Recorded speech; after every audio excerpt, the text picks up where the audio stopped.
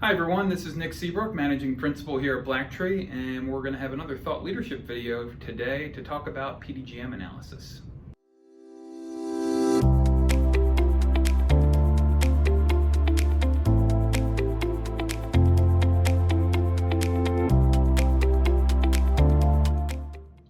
So hard to believe we're almost 10 months into 2020, a year that I'm sure most of you will not be sad to see end.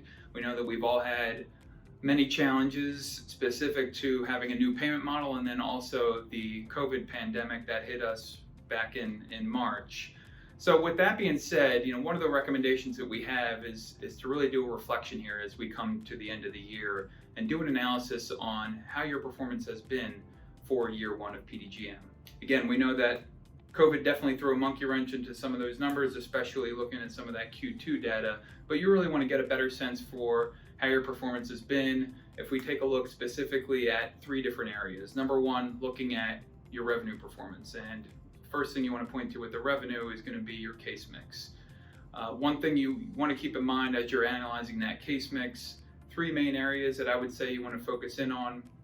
Number one, your clinical groupings. Have you seen any kind of shift there? We know that the different clinical groupings are really going to be a driving force into what that case mix looks like. And then number two, the coding. We know that coding is going to impact what that clinical grouping is. Also, it's going to impact your comorbidity adjustment. If you joined our webinar back in August, you'll know we talked a lot about the importance of coding and how it does impact that comorbidity adjustment. And subsequent to that, really looking at that OASIS accuracy as that third component. So that's really going to impact what your functional scoring is going to be within those different ADL questions. Another area that you definitely want to hone in on. The second area we recommend taking a look at is what have your visit utilization patterns been? We know that this is going to be really important as you're analyzing what your profitability has been.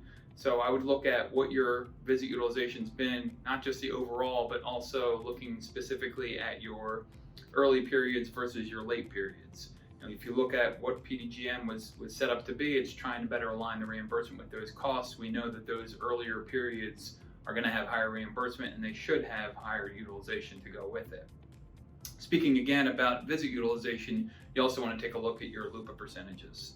And this is something, I think if you look back at some of the behavior adjustments that CMS put in place, they were expecting us to be a lot better at LUPAs than what the actual data is showing. So again, this is probably the number one area where COVID really impacted some of those metrics back in Q2, but you really want to look to see where your LUPA performance has been from the beginning of the year till today.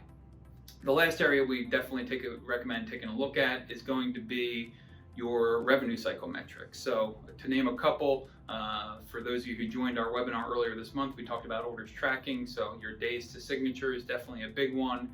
And a couple other metrics that we always take a look at specifically within that billing department is going to be your DSO, or day sales outstanding, and then also your unbilled. One of the pieces we talked about on that panel discussion on orders was typically your unbilled is going to be largely based on your unsigned orders, indicating whether that number is going to be up or down. So the benchmark that we've developed here is that your unbilled number should really be 10% over 30 days of what your average monthly revenue has been for the previous 3 months. You definitely want to check to see what that metric's been and measure internally to see what those trends have been for unbilled.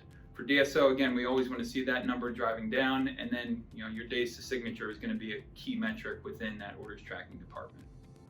So thanks for joining us today. If you have any questions, please feel free to tune into any of our previous webinars. You can find them on our website. And if you have any other questions regarding the material covered today, don't hesitate to reach out.